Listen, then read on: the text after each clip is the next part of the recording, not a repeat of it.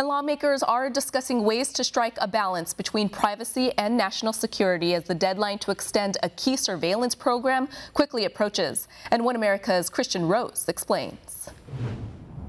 Heated debate in Congress over the Foreign Intelligence Surveillance Act of 1978, known as FISA, as lawmakers remain divided over privacy concerns and national security.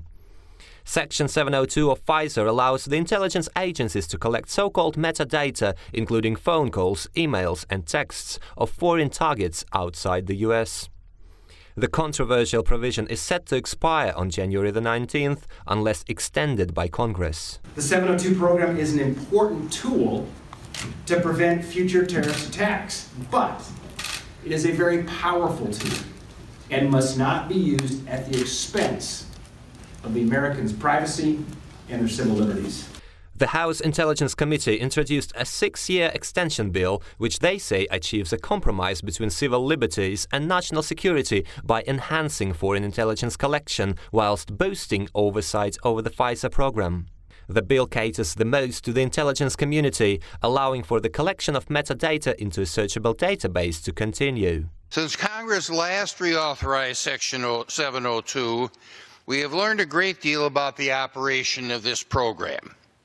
The revelations have highlighted the risks that it poses to privacy and civil liberties. This program needs to be reformed. But, Mr. Speaker, this is not the bill to do it. While FISA directly targets foreign individuals and entities, lawmakers have expressed concern over 2 key issues potentially violating the Fourth Amendment's right to privacy of Americans. First is the so-called unmasking of Americans who exchange communications with foreign targets. Second, the issue of so-called abouts communications, when a mere mention of a foreign threat, the Islamic State, for example, in a Facebook conversation, could attract attention of the NSA to an American national. So we collect a massive amount of information on foreigners, but they talk to Americans. So after you gather millions and billions of bits of information, turns out there's a lot of Americans in the database.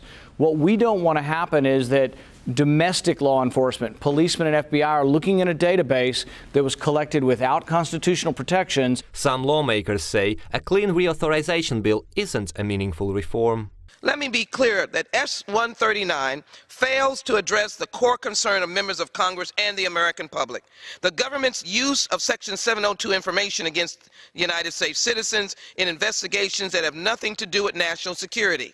Critics also point out the FISA extension bill was drafted without any input from the House Judiciary Committee, which has been advocating for stricter privacy protections, including restrictions on metadata collection, a ban on the collection of abouts communications, and FISA accountability to Congress. This bill is the wrong way. It is time for Congress to put the F for foreign back into FISA.